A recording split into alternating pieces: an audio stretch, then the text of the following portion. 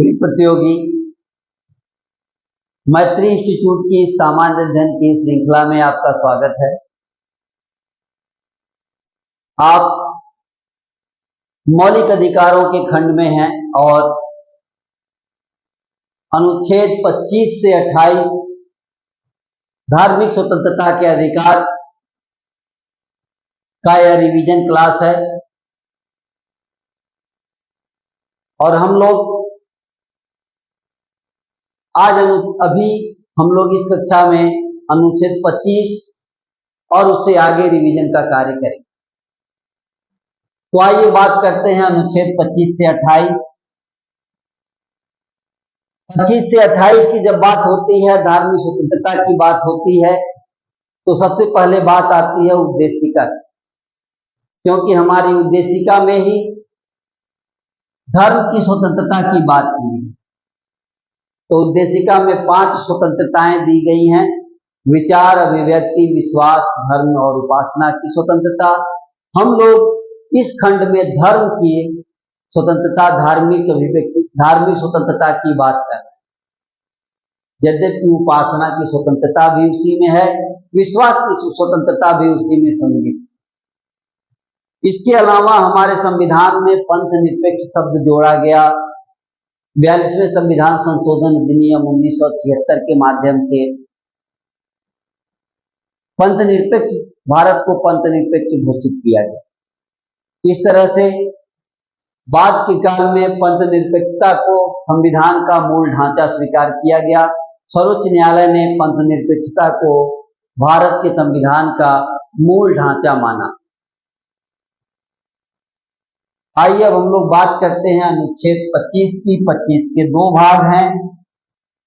अनुच्छेद 25 के कितने भाग हैं?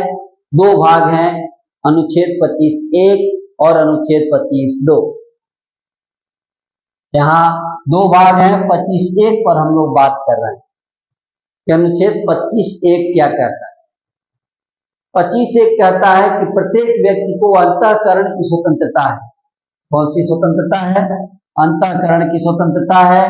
धर्म को अबाध रूप से मानने की स्वतंत्रता है।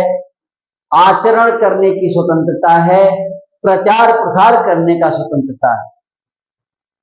तो प्रत्येक व्यक्ति को अंतःकरण की स्वतंत्रता, धर्म को अबाध रूप से मानने की स्वतंत्रता, आचरण करने की स्वतंत्रता और प्रचार करने की स्वतंत्रता है। अनुच्छेद 25 से अब हम लोग इस अनुच्छेद के शब्दों पर थोड़ा ध्यान देंगे, जैसे अंतःकरण की स्वतंत्रता। अंतःकरण की स्वतंत्रता क्या मतलब? आंतरिक इच्छा से। अंतःकरण का तात्पर्य कि आंतरिक इच्छा से जिस धर्म को वो मानना चाहता है उस धर्म को वो मानेगा। जिस धर्म में वो विश्वास रखना चाहता है आंतरिक इच्छा से रखेगा। इसे कहते हैं अंतःकरण की स्वतंत्रता। अबाध रूप से मानने की स्वतंत्रता, तो अबाध रूप से मानने की स्वतंत्रता का तात्पर्य है कि खुलकर अपने धार्मिक विचारों को, विश्वास को प्रकट करना। यानी कोई व्यक्ति अपने धार्मिक विचार और विश्वास को खुलकर प्रकट कर सकता है, बिना किसी डर के, बिना किसी भय के, बिना किसी संदेह के वह अपने विचार खुल करके व्यक्त करे। इसे कहते हैं अबाध रूप से मानने की स्वतंत्रता। इसी प्रकार आचरण करने का क्या तात्पर्य है? तो आचरण करने का तात्पर्य यह है कि अपने धर्म से, जिस भी धर्म को व्यक्ति मानता है, अपने धर्म से जुड़े कर्मकांड को करने और क्रियाकलाप को करने की स्वतंत्रता। कोई डर नहीं, अपने धर्म से जुड़े क्रियाकलाप को करे, कर्मकांडों को करे। और प्रचार प्रसार करने की स्वतंत्रता में है कि धार्मिक विचारों को दूसरों के समक्ष रखने की स्वतंत्रता। हाँ, यहाँ एक ध्यान रखना है कि धार्मिक विचारों को दूसरे के समक्ष रखने की तो स्वतंत्रता है, किंतु किसी व्यक्ति को लालच या दबाव के माध्यम से, लालच देकर, दबाव देकर अपनी इसके अधीन अपने धर्म को परिवर्तन करने का प्रयास कराना, ऐसा स्वतंत्रता नहीं है, ऐसा अधिकार नहीं। यानी धर्म का परिवर्तन कराना, मतांतरण कराना, धर्म परिवर्तन कराना, लालच देकर, डर द्वारा, भय दिखाकर अगर ऐसा कुछ किया जाता है तो ये दंडनीय अपराध है, ये स्वतंत्रता नहीं है। एक मामला सर्वोच्च न्यायालय में आया जहां कहा गया कि मतांतरण मौलिक अधिकार। सर्वोच्च न्यायालय ने अपने निर्णय में स्पष्ट किया कि धर्म परिवर्तन कराना धार्मिक स्वतंत्रता के अंतर्गत नहीं आता है। तो धर्म परिवर्तन कराना धार्मिक स्वतंत्रता नहीं है। धर्म परिवर्तन का मामला व्यक्ति की स्वेच्छा का मामला है। व्यक्ति अपनी इच्छा से, अपने अंतःकरण से कोई भी धर्म स्वीकार कर ले, कोई भी धर्म परिवर्तन कर ले, यह उसके अंतःकरण का मामला है, न कि लालच, भय या किसी अन्य विद्वेष का। इस प्रकार हम लोगों ने अनुच्छेद 25(1) देखा। अब 25(2) की बात करेंगे हम लोग। तो 25(2) में जो बात है वो ये है कि 25(2) धर्म को मानने, आचरण करने, अंतःकरण से उसे मानने और प्रचार प्रसार करने, इन सब पर तर्क संगत रोक लगाता है, जरूरी रोक लगाता है। अनुच्छेद 25(2) राज्य को यह अधिकार देता है कि राज्य जरूरत पड़ने पर तर्क संगत रोक लगाएगा। तो आइए देखते हैं कि इसके अंतर्गत दो निर्बंधन लगाए गए हैं। पहला निर्बंधन है कि राज्य निम्न आधारों पर धार्मिक स्वतंत्रता पर विधि द्वारा निर्बंधन आरोपित कर सकता है। यानी राज्य जो है कानून बनाकर धार्मिक स्वतंत्रता पर कुछ सीमा तक रोक लगा सकता है। कौन से आधारों पर रोक लगा सकता है? तो लोक व्यवस्था के आधार। तो लोक व्यवस्था के आधार, यानी लोक व्यवस्था को चैलेंज नहीं किया जा सकता। लोक व्यवस्था बनी रहनी चाहिए सदाचार के आधार पर, स्वास्थ्य के आधार पर। इन आधारों पर राज्य धार्मिक विषयों में निर्बंधन लगा सकता है, रोक लगा सकता है। जैसे राज्य ने गोवध को इस्लाम का अनिवार्य प्रथा नहीं माना। सुप्रीम कोर्ट ने अपने आदेश में कहा कि गोवध इस्लाम का अनिवार्य प्रथा नहीं है। इसी प्रकार कोई हथियारों के साथ जुलूस निकाला जाए, तलवार भाले लेकर के या नरमुंड लेकर के, मानव खोपड़ी लेकर नृत्य किया जाए, ये सब भी प्रतिबंधित है, क्योंकि ये लोक व्यवस्था को बिगाड़ते हैं, सदाचार को बिगाड़ते हैं, स्वास्थ्य के लिए ठीक नहीं है। इसी प्रकार राज्य दूसरा कार्य क्या कर सकता है, दूसरा निर्बंधन क्या लगा सकता है? तो राज्य धार्मिक स्वतंत्रता होते हुए भी निम्नलिखित मामलों में विधि का निर्माण कर सकता है। भाई, इन मामलों में विधि का निर्माण कर सकता है। कौन से मामलों में? तो धार्मिक आचरण से संबंध कोई आर्थिक, वित्तीय, राजनैतिक और लौकिक क्रियाकलाप है तो उसको विनियमन और निर्बंधन कर सकता है। उसका विनियमन कर सकता है, निर्बंधन कर सकता है, उसमें रोक लगा सकता है, जरूरी नियम बना सकता है। इतना कुछ कर सकता है राज्य। उसी तरह सामाजिक कल्याण या सुधार को लेकर के राज्य जो है नियम बना सकता है धार्मिक मामलों में। उसी प्रकार हिंदुओं का धार्मिक संस्था अगर कोई है और अगर वो सबके लिए नहीं खोली गई है तो सभी वर्गों के लिए खुलवा सकता है, जैसे सबरीमाला में मंदिर में प्रवेश की बात। तो इस तरह से राज्य कई निर्बंधन लगा सकता है, कई रोक लगा सकता है, कई कानून बना सकता है, और राज्य ने इसके लिए कई कानून बनाए। इसके साथ यहाँ हिंदू शब्द, जब संविधान में हिंदू शब्द और इस खंड में हिंदू शब्द की बात होती है, अनुच्छेद 25, 26, 27, 28 में, तो हिंदू शब्द का मतलब जैन, बौद्ध और सिख, इन तीनों को हिंदू धर्म में शामिल माना जाएगा। यानी हिंदू धर्म में तीनों, जैन, बौद्ध, सिख, तीनों ही हिंदू धर्म में सम्मिलित किए गए। इसके अलावा एक और तथ्य कि सिखों द्वारा कृपाण धारण करने को धार्मिक स्वतंत्रता स्वीकार किया गया। सिख लोग जो कृपाण धारण करते हैं, कटार एक उनके पास होता है कृपाण, उसको धारण करना उनकी धार्मिक स्वतंत्रता का अंग है और इसे उनकी धार्मिक स्वतंत्रता में सम्मिलित किया गया। रिवीजन की कड़ी में बात हो रही है अनुच्छेद 26 की।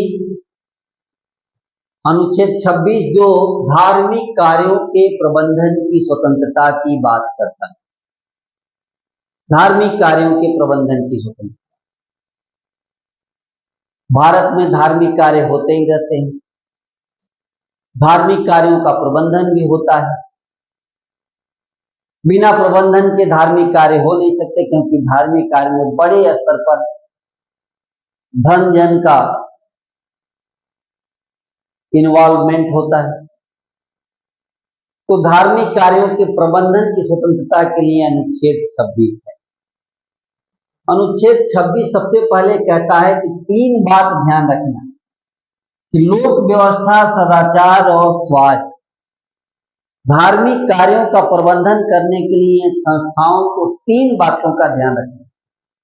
मतलब इन 3 बातों को ध्यान रखते हुए ही धार्मिक कार्यों का प्रबंधन किया जा सकता है। तो धार्मिक कार्यों का प्रबंधन करने के लिए 3 बातों का ध्यान रखते हुए 4 स्वतंत्रताएं दी गई, 4 प्रकार के अधिकार संस्थाओं को, धर्मों को दिया गया है। अब हम लोग बारी बारी क ख ग घ देखेंगे कि उन धार्मिक संस्थाओं को धार्मिक कार्यों के प्रबंधन के लिए क्या क्या अधिकार प्रदान किए गए। तो पहला 26 में जो पहला अधिकार दिया गया है क कहता है कि धार्मिक कार्यों हेतु संस्थाओं की स्थापना और पोषण दोनों करने का अधिकार है, दोनों करने की। तो सबसे पहले धार्मिक लोगों को धार्मिक संस्थाएं स्थापित करने का और उनको पोषित करने का भी अधिकार। चलिए क्या बन गया, धार्मिक संस्था बन गई। अब धार्मिक संस्था जो है धार्मिक विषयक कार्यों, जो धर्म विषयक कार्य हैं, उनका प्रबंधन करने की स्वतंत्रता है उन संस्थाओं को। पहले संस्था बनाने का अधिकार कौम में, दूसरा धार्मिक विषयक कार्यों को प्रबंधन करने की स्वतंत्रता, तीसरे में जंगम और स्थावर, अस्थायी और स्थायी संपत्ति अर्जन करने और उनका स्वामित्व करने का अधिकार है। कि जो संस्थाएं होंगी वो खूब रुपया पैसा, खेती बाड़ी, धन संपत्ति इकट्ठा करें और उनका मालिकाना हक रखें। ऐसा होता भी है। आप जानते हैं कि धार्मिक संस्थाओं के पास ढेरों संपत्ति होती है, चलाचल संपत्ति, जंगम और स्थावर संपत्ति। तो चौथा यानी गौर तीसरे में और चौथे में जो संपत्ति होगी उसका विधि अनुसार प्रशासन करने का अधिकार है। जो संपत्ति वो अर्जन करेंगे, जिनके वो स्वामी होंगे, उनका प्रशासन करने का भी अधिकार उनको है, उसकी व्यवस्था करने का भी अधिकार। तो धार्मिक संस्थाओं को 4 स्वतंत्रताएं या 4 अधिकार प्रदान किए गए। इन चारों स्वतंत्रताओं अधिकारों से वो अपने धार्मिक कार्यों को करें। यहाँ एक प्रश्न है कि धार्मिक संस्था किसे कहते हैं। अनुच्छेद 26 में कहा गया है कि धार्मिक संस्थाएं ऐसा करेंगी। प्रश्न आया कि धार्मिक संस्थाएं किसे कहेंगी। तो इसके लिए सुप्रीम कोर्ट में, सर्वोच्च न्यायालय में एक केस में सर्वोच्च न्यायालय ने इसे स्पष्ट किया। केस का नाम है एसपी मित्तल बनाम भारत संघ 1982। एसपी मित्तल बनाम भारत संघ 1982 के केस में सर्वोच्च न्यायालय ने अनुच्छेद 26 में जो धार्मिक संस्थाएं बताई गई हैं उनके संदर्भ में कहा, क्या कहा कि धार्मिक संस्थाओं का विषय एक तथ्यात्मक विषय। सर्वोच्च न्यायालय ने कहा कि यह एक तथ्यात्मक विषय है, इसलिए जो सिविल न्यायालय हैं वो तीन आधार पर किसी संगठन को धार्मिक संगठन, धार्मिक संप्रदाय घोषित कर। मामला तथ्यात्मक है, इसलिए सिविल न्यायालयों को यह अधिकार है कि तीन आधार लेंगे और उन तीन आधारों पर किसी धार्मिक संस्था को, किसी संस्था को धार्मिक संस्था घोषित करेंगे। कौन कौन आधार हैं भाई? पहला आधार है कि ऐसे व्यक्तियों का समूह हो जिनका विश्वास किसी धार्मिक आध्यात्मिक विकास, स्पिरिचुअल डेवलपमेंट में। ऐसे लोगों का समूह जिनका विश्वास किसी आध्यात्मिक विकास के, स्पिरिचुअल डेवलपमेंट में उनका विश्वास हो, और उन लोगों का या उस समूह का एक सामान्य जीवन पद्धति है, यानी वे एक सामान्य जीवन पद्धति में रहते हैं। पहला आधार, पहली शर्त। दूसरा ये कि उनका, उस समूह का एक सांगठनिक ढांचा। ये नहीं कि बिना मतलब के हों, कभी आए कभी गए, आया राम, नहीं, उसका एक सांगठनिक ढांचा हो। और तीसरा आधार, उसका एक विशिष्ट नाम हो। उदाहरण के लिए हमने एक नाम दे दिया, रामकृष्ण मिशन समिति। रामकृष्ण मिशन समिति, तमाम इस तरह की संस्थाएं, आपके समझने के लिए एक नाम दे दिया। तो अभी तक हम लोग बात कर रहे थे अनुच्छेद 26, धार्मिक कार्यों के प्रबंधन की स्वतंत्रता। धार्मिक कार्यों के प्रबंधन की स्वतंत्रता। अब बात करेंगे हम लोग अनुच्छेद 27, इसकी बात करेंगे, अनुच्छेद 27 की बात करेंगे। अनुच्छेद 27 क्या है, उसका विषय क्या है, सबसे पहले ये जानें। तो अनुच्छेद 27 का विषय है कि किसी धर्म की वृद्धि के लिए टैक्स देने के बारे में स्वतंत्रता। कोई धर्म किसी धर्म की वृद्धि के लिए टैक्स देने की स्वतंत्रता, करों के संदाय के बारे में स्वतंत्रता। इस शब्द से भ्रमित ना हो, संदाय का मतलब है पेमेंट, कर देना, टैक्स देने को, टैक्स पेमेंट को करों का संदाय कहा गया। करों का संदाय इसलिए हमने लिख दिया है पेमेंट ऑफ टैक्सेस। तो कर को देने की, धार्मिक मामले में कर देने की स्वतंत्रता, अनुच्छेद 27। क्लियर? अनुच्छेद 27 कहता है, अनुच्छेद 27 के अनुसार बात क्या है? अनुच्छेद 27 कहता है कि किसी भी व्यक्ति को ऐसे करों को देने के लिए बाध्य नहीं किया जा सकता यदि उस पैसे से, यदि उस कर से कोई खर्चा धर्म की उन्नति के लिए किया जाए। यानी अगर आपसे किसी ऐसे कर को लिया जाता है जिस पैसे से धार्मिक विकास में कार्य किया जाएगा, तो ऐसे कर लेने के लिए किसी भी व्यक्ति को बाध्य नहीं किया जा सकता। मतलब ऐसे कह सकते हैं कि राज्य जो है कर के पैसे से किसी विशिष्ट धर्म के विकास में खर्चा नहीं कर सकता। ये कहता है अनुच्छेद 27। अनुच्छेद 27 जो है वो कहता है कि कर लगाना तो निषेध है। अनुच्छेद 27 में एक देखिए नोट भी है कि कर लगाना तो मना किया गया, निषेध है, लेकिन फी, शुल्क लगाना निषेध नहीं है, शुल्क लगा सकते। तो ध्यान रहे, राज्य या संगठन शुल्क लगा सकते हैं, टैक्स नहीं। कर नहीं लगाएंगे, शुल्क लगाएंगे, टैक्स नहीं लगाएंगे, फी लगाएंगे। क्या लगाएंगे? फी लगाएंगे। अनुच्छेद 27 का अगला बिंदु क्या कहता है? अनुच्छेद 27 का दूसरा बिंदु कहता है कि राज्य किसी धर्म विशेष की उन्नति के लिए राजकीय धन का प्रयोग नहीं करेगा। यही बात अभी हुई कि राज्य किसी धर्म विशेष की उन्नति के लिए राजकीय धन का व्यय नहीं करेगा, खर्चा नहीं करेगा। लेकिन किंतु अगर राज्य सभी धर्मों को समान महत्व देता है, यही देखिए राज्य के हाथ फिर खोल दिए गए कि राज्य अगर सभी धर्मों को समान महत्व देते हुए अगर पैसा खर्च करता है, राजकीय धन को खर्च करता है, तो उसे अनुच्छेद 27 का उल्लंघन नहीं माना जाएगा। यानी अनुच्छेद 27 उसे ऐसा करने के लिए अनुमति देता है। ये बात हुआ अनुच्छेद 27 का।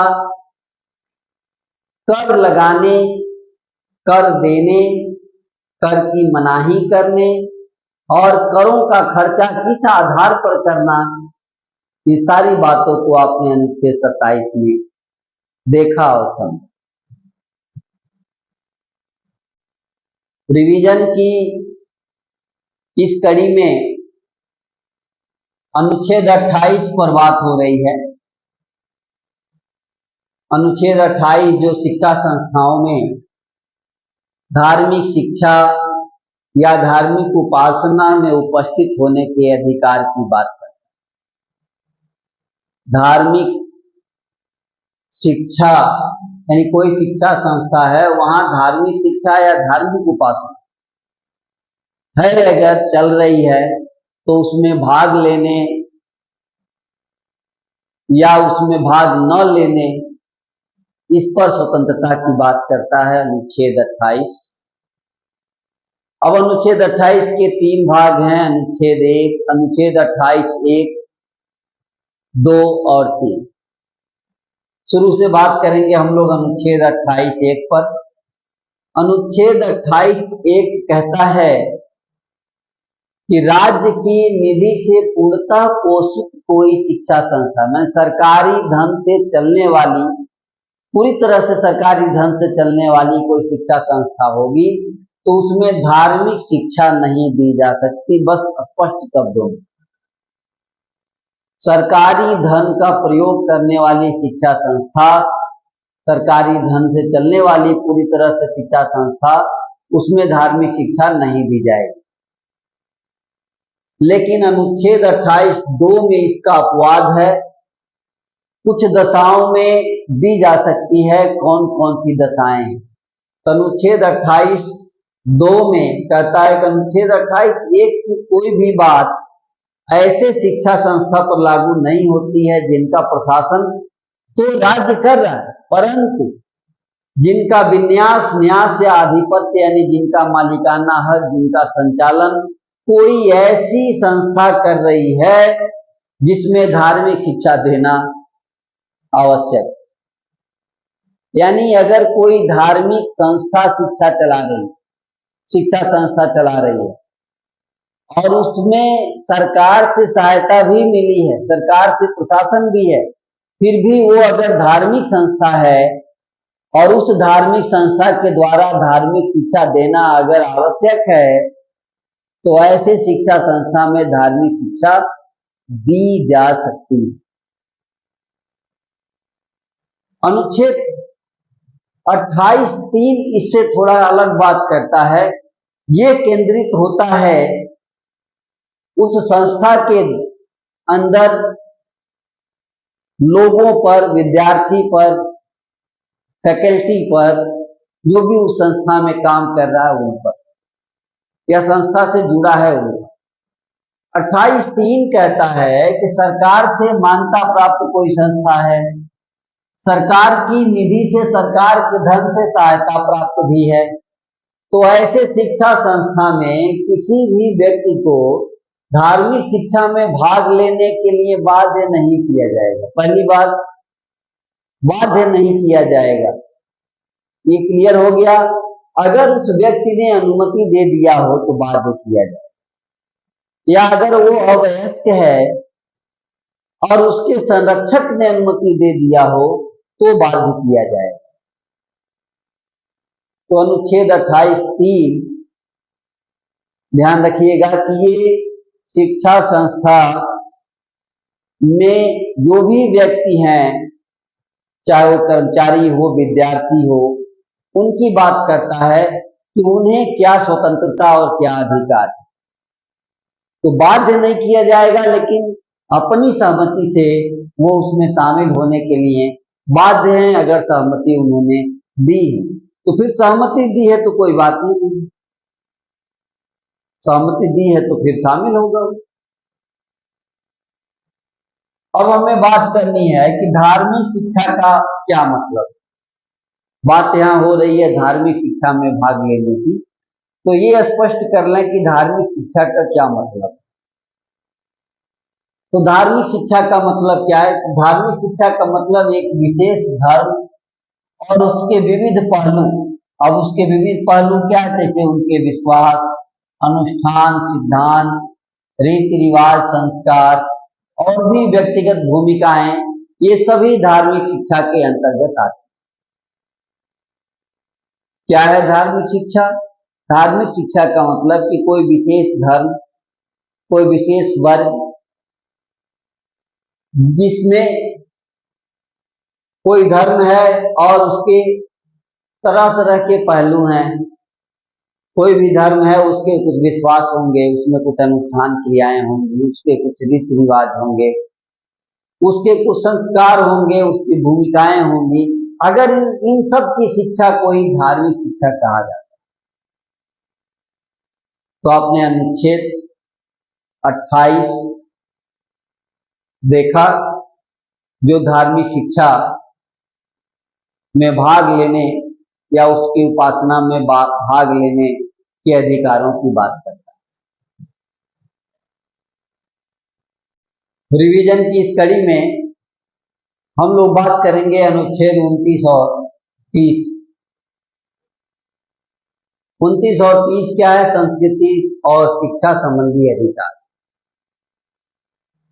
भारत में कई प्रकार की संस्कृति है और अलग अलग संस्कृतियों में समाज के अलग अलग शिक्षा व्यवस्था भी नहीं पूरी तरह से अलग है, तब भी कुछ न कुछ फर्क। उनका संरक्षण करने की व्यवस्था की गई है अनुच्छेद 29 और 30 के अंतर्गत। हम लोग अनुच्छेद 29 देखेंगे। सबसे पहले अनुच्छेद 29 अल्पसंख्यक वर्गों के हितों का संरक्षण करता है। तो यहाँ अल्पसंख्यक वर्गों के हितों का संरक्षण करने के लिए अनुच्छेद 29 के दो भाग हैं, अनुच्छेद 29(1) और 29(2). आइए अनुच्छेद 29(1) हम लोग देखते हैं कि अनुच्छेद 29(1) क्या है। अनुच्छेद 29(1) भारत के प्रत्येक नागरिक को अधिकार देता है कि उसकी अपनी विशिष्ट भाषा, लिपि और संस्कृति है, तो उसे बनाए रखने का अधिकार है। प्रत्येक नागरिक जिसकी अपनी भाषा, अपनी लिपि, अपनी संस्कृति है, उसे अपनी भाषा, अपनी लिपि और अपनी संस्कृति को बनाए रखने का पूरा अधिकार है। ये अनुच्छेद 29(1) ये अधिकार प्रदान करता है। उसी प्रकार अनुच्छेद 29(2) को देखा जाए और 29(2) में राज्य को निर्देश दिया गया है। यह नागरिकों का अधिकार है, तो यह राज्य को निर्देश है, राज्य को आदेश है। क्या आदेश है? कि राज्य द्वारा पोषित या राज्य निधि से सहायता प्राप्त कोई शिक्षा संस्था है, तो उसमें प्रवेश से किसी नागरिक को केवल धर्म, मूल, वंश, जाति, भाषा के आधार पर वंचित नहीं किया जाएगा। पुनः राज्य की पोषित निधि से या राज्य की सहायता से अगर कोई शिक्षा संस्था चल रही है, तो उस शिक्षा संस्था में किसी को प्रवेश देने से धर्म, मूल, वंश, जाति और भाषा के आधार पर भेदभाव नहीं किया जाएगा, वंचित नहीं किया जाएगा। ऐसा आप पहले भी पढ़े हैं, अब भी पढ़ रहे हैं। तो ये राज्य को आदेश है अनुच्छेद 29(2) के अंतर्गत।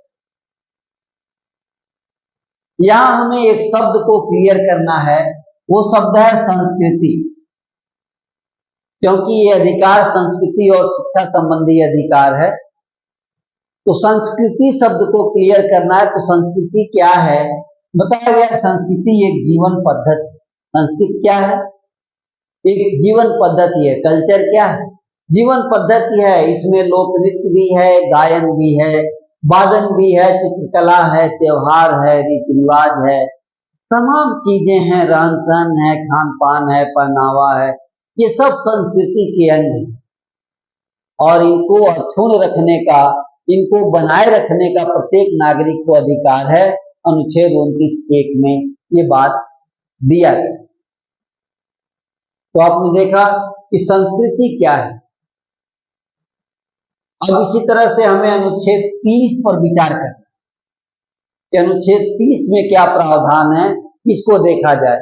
अनुच्छेद 30 कहता है कि शिक्षा संस्थाओं की स्थापना और उसका प्रशासन करने का जो अधिकार है वो अल्पसंख्यकों को दिया गया। अनुच्छेद 30 में शिक्षा संस्थाओं की स्थापना करना और उसका प्रशासन करने का अधिकार किसको है? अल्पसंख्यक वर्गों को है। तो एक तो अल्पसंख्यक का अधिकार अनुच्छेद 30(1). अनुच्छेद 30(1) कहता है कि धर्म या भाषा पर आधारित अल्पसंख्यक, अल्पसंख्यक चाहे वो धर्म का अल्पसंख्यक हो चाहे भाषा आधारित अल्पसंख्यक, धर्म आधारित अल्पसंख्यक या भाषा आधारित अल्पसंख्यक, इनको अपनी रुचि के अनुसार शिक्षा संस्थाओं की स्थापना करने का और उनका प्रशासन करने का अधिकार होगा। अनुच्छेद 30(1). अब अनुच्छेद 30(1) जहां अल्पसंख्यक नागरिकों को ये अधिकार प्रदान करता है, वहीं अनुच्छेद 30(2) पुनः राज्य को निर्देश देता है। राज्य को निर्देश देता, कहता शिक्षा संस्थाओं को सहायता देने में राज्य धर्म या भाषा आधारित किसी अल्पसंख्यक के प्रबंधन के कारण भेदभाव नहीं करेगा। यानी शिक्षा संस्था अल्पसंख्यक ने स्थापित किया है, शिक्षा संस्था का प्रशासन अल्पसंख्यक कर रहा है, इस आधार पर राज्य सहायता देने में भेदभाव नहीं करेगा। हम लोगों ने एक संस्कृति शब्द को क्लियर किया। एक और प्रश्न है कि अल्पसंख्यक किसे कहा जाए? अल्पसंख्यक कौन है? यद्यपि संविधान में अल्पसंख्यक की कोई परिभाषा नहीं है। PMFI फाउंडेशन बनाम कर्नाटक राज्य 2002 का एक मामला था, केस था, उसमें सर्वोच्च न्यायालय ने अल्पसंख्यक वर्ग की पहचान के लिए दो आधार बताए। कौन कौन? एक राष्ट्रीय आधार और एक प्रांतीय आधार। इन आधारों को तय कर दिया सर्वोच्च न्यायालय ने। अब अगर इन आधारों को देखें तो अल्पसंख्यक शब्द का संविधान में कोई परिभाषा नहीं दी गई, परिभाषा नहीं है। अब सर्वोच्च न्यायालय के निर्णय के आलोक में हमें उसे समझना, तो उसी में समझा गया और समझने पर प्राप्त हुआ कि राष्ट्रीय स्तर पर हिंदू बहुसंख्यक है, राष्ट्रीय स्तर पर हिंदू बहुसंख्यक है, लेकिन जम्मू कश्मीर, पंजाब, नागालैंड, मिजोरम, अरुणाचल प्रदेश और लक्षद्वीप में हिंदू अल्पसंख्यक। तो अल्पसंख्या, बहुसंख्या, इसका आधार राष्ट्र और प्रांत है। राष्ट्र में हिंदू बहुसंख्यक है, कई प्रांतों में हिंदू अल्पसंख्यक। इस प्रकार अनुच्छेद 29 और 30 को स्पष्ट किया गया। विभाजन की इस कड़ी में हम लोग बात कर रहे हैं अनुच्छेद 31 और 32 की।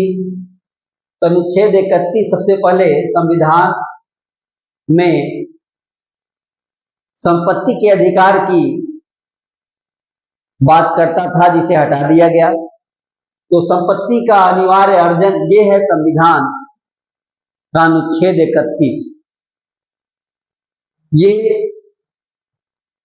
44वें संविधान संशोधन अधिनियम 1978 द्वारा इसे संशोधन करके संपत्ति का जो मौलिक अधिकार था उसे हटा दिया गया और उसे हटाकर उसको 300 अनुच्छेद 300 क में रख दिया गया और तब से संपत्ति का अधिकार एक विधिक अधिकार है, एक कानूनी अधिकार है, मौलिक अधिकार नहीं।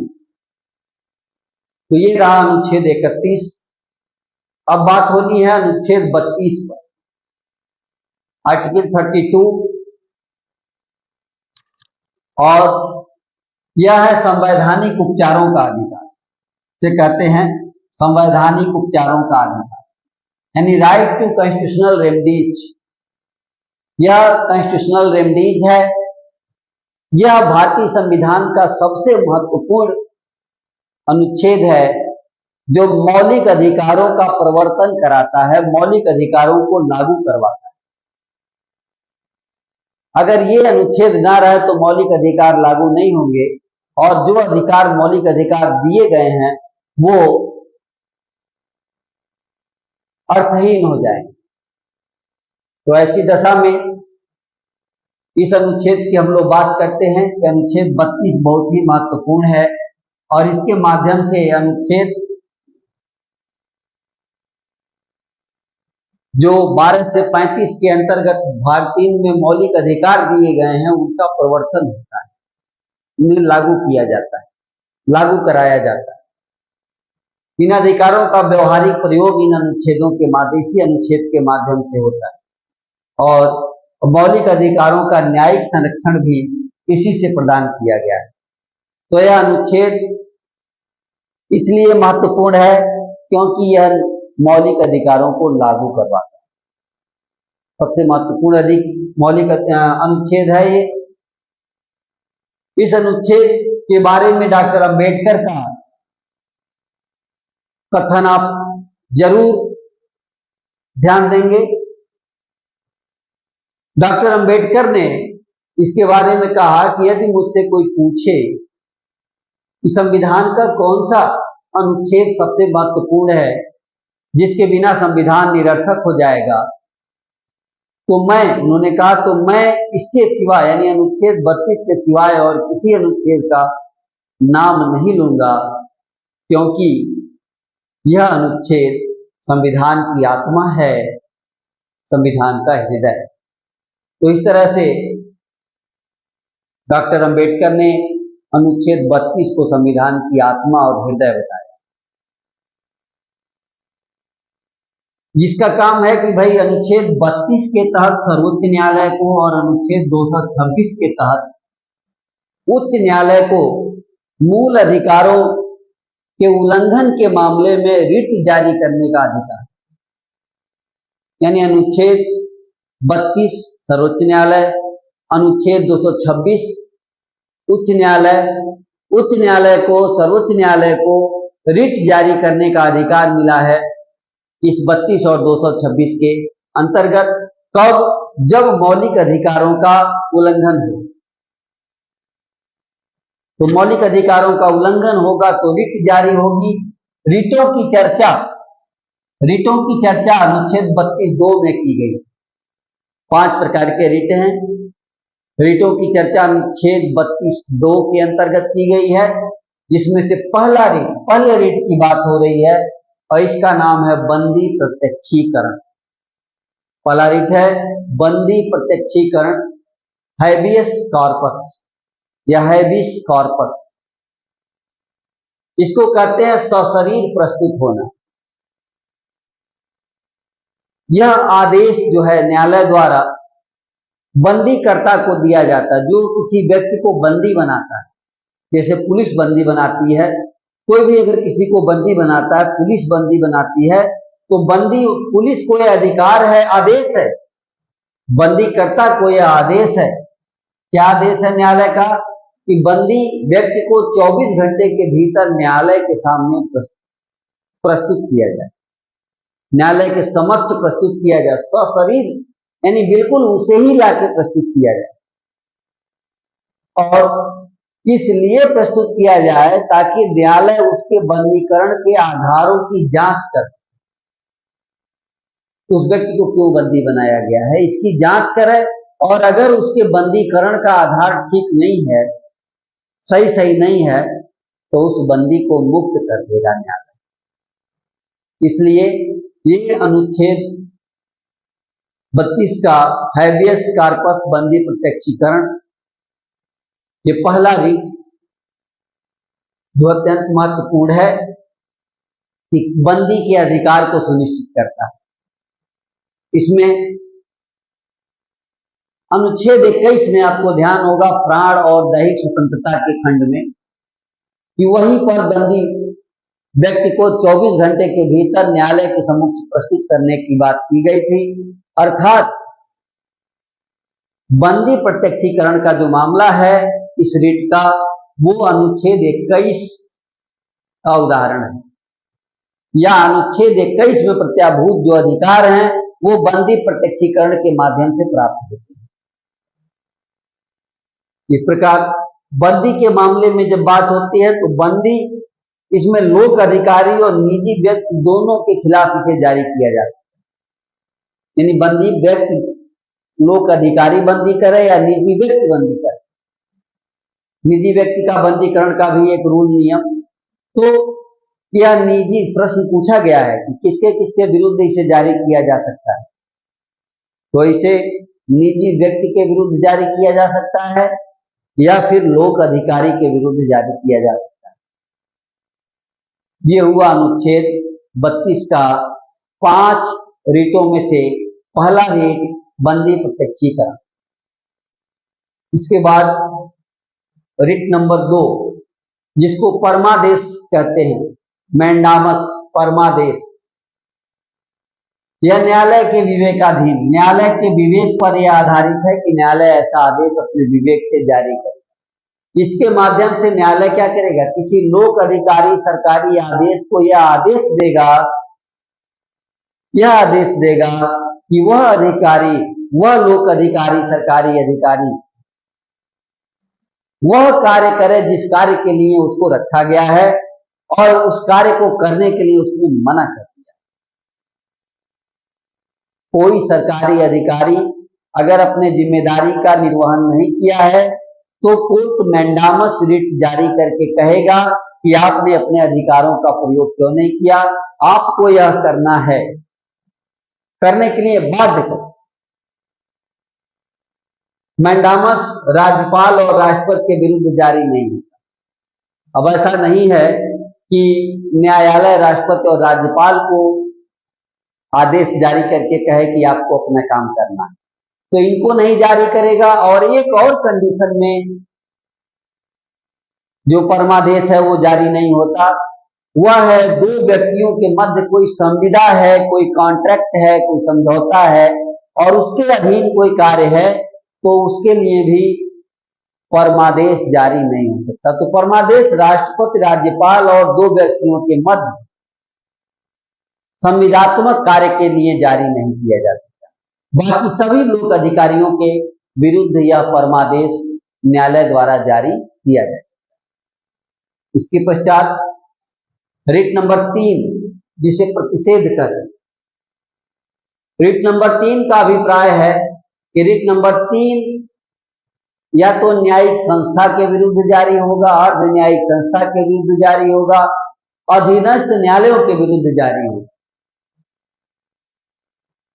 इसमें ऊपर की न्यायालय यानी सर्वोच्च न्यायालय और उच्च न्यायालय जो रीट जारी करके ये कहेंगे कि नीचे की जो न्यायालय है या न्यायिक संस्था है उसने अपने अधिकार सीमा का उल्लंघन किया और अधिकार सीमा का उल्लंघन करके आप कोई कार्रवाई नहीं कर सकते, न्यायालय उनकी कार्रवाइयों को रोक देगा। इसको कहते हैं प्रतिषेध, प्रोहिबिशन। प्रोहिबिशन का मतलब कि न्यायिक या अर्ध न्यायिक संस्था के विरुद्ध जारी होगा। न्यायालय किसी न्यायिक और न्यायिक संस्था को यह आदेश जारी करेगा कि अपने अधिकार क्षेत्र से बाहर निकल के कार्य नहीं, अधिकार क्षेत्र से बाहर जाने से रोकता है प्रतिषेध। यह अधीनस्थ न्यायालय को उनकी अधिकारिता का अतिक्रमण करने से रोकता है। यह विधायिका, कार्यपालिका, निजी व्यक्ति और निजी संस्था के खिलाफ जारी नहीं होता। ये केवल न्यायिक, अर्धन्यायिक और अधीनस्थ न्यायालयों के विरुद्ध ही जारी किया जा सकता है। प्रतिषेध रीट जिसका काम ही है चलती कार्रवाई को रोक देना। प्रतिषेध। अब आर्टिकल में चौथे रिट की हम लोग बात करेंगे, रिट नंबर 4, जिसको उत्प्रेषण नाम से जानते हैं, सरसोरेरी नाम से जानते हैं। सरसोरेरी उत्प्रेषण। उत्प्रेषण रिट भी अधीनस्थ न्यायालयों को जारी होता है, न्यायिक संस्थाओं को जारी होता है, न्यायिक प्राधिकरणों को जारी। यहां भी उन्हें अपने अधिकार क्षेत्र के अतिक्रमण करने से रोकने के लिए जारी किया जाता है।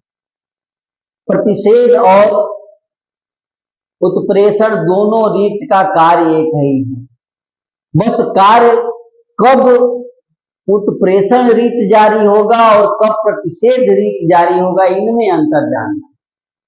समय इनका है कि कब जारी होगी। काम दोनों एक ही करेंगे कि निचली अदालतों या न्यायिक संस्थानों के अगर अधिकार से आगे जाकर काम कर रहे हैं तो उनको अधिकार क्षेत्र के अतिक्रमण करने से रोकने के लिए ये दोनों रिटें जारी होंगी। बस अंतर दोनों के बीच क्या है, तो अंतर ये है कि प्रतिषेध रिट जो है वो उस समय जारी होती है जब कार्यवाही चल रही होती है। कार्यवाही चल रही होती है, चलती हुई कार्यवाही को रोक देना है प्रतिषेध रीट का काम, जबकि उत्प्रेषण रीट का काम है कि कार्यवाही चलकर समाप्त हो गई है, आदेश पारित हो गया, अब उस आदेश को रोकना है, तो उत्प्रेषण रीट का कार्य। तो उत्प्रेषण रीट और प्रतिषेध रीट, प्रोहिबिशन और सरसोरेरी, ये दोनों रिट्स का कारण एक ही है, दोनों अधीनस्थ न्यायालयों पर, न्यायिक संस्थानों पर लागू है। एक प्रतिषेध चलती कार्यवाही को रोकता है, उत्प्रेषण कार्यवाही समाप्त हो चुकी है और समाप्ति के बाद जो आदेश पारित हुआ है उस आदेश को रोकता है। तो इस प्रकार अनुच्छेद 32 के 4 रिट, 5वें रिट की बात करेंगे हम लोग। 5वां रिट है अधिकार परीक्षा, इसको कहते हैं को वारंटो। अधिकार परीक्षा, न्यायालय प्रश्न पूछता है। क्या प्रश्न पूछता है? प्रश्न किसी लोक अधिकारी से पूछता है, सार्वजनिक पद पर बैठे अधिकारी से पूछता है। क्या पूछता है? पूछता है कि आप किस अधिकार से अपना ये काम कर रहे हैं। अगर कोई कार्य सार्वजनिक पद पर बैठे किसी व्यक्ति ने ठीक से नहीं किया है या अपने अधिकार से बाहर जाके किया है तो अधिकार परीक्षा के माध्यम से न्यायालय उससे पूछती है कि किस प्राधिकार से, आपका क्या प्राधिकार है, आपका क्या अधिकार है, किस अधिकार से आपने ये काम किया या कर रहे हैं। तो यह रिट वैधानिक रूप से किसी सार्वजनिक पद पर बैठे व्यक्ति के विरुद्ध जारी किया जाता है। उससे पूछा जाता है कि आपने कौन से प्राधिकार के आधार पर, कौन से अधिकार के आधार पर इस कार्य को किया है या कर रहे हैं।